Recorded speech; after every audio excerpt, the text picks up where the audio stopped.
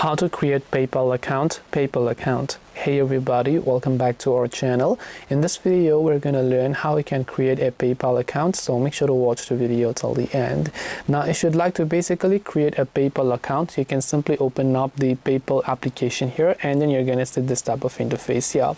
It says login or sign up. So if you have an account, you can tap on login, but since we're trying to create a new account, we'll just tap on the sign up button that you can find here. Then all you have to do is to simply make sure to enter the email address that you would like to use for your PayPal ID over here. Then once you've done that, you can just tap on continue. Then it will ask you to simply enter a phone number, right? So once you go ahead and then basically enter your phone number as well, you can just go ahead and tap on the next option. Then it will ask you to verify your phone number here. Then once you verify your phone number, you can just go ahead and tap on next. It will send a verification code there.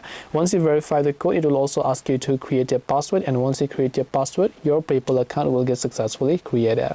And that's all it takes to create PayPal account. Hope this video was helpful. If you have any questions, feel free to leave them down below. Thank you for watching till the very end of this tutorial, and see you soon in the next video.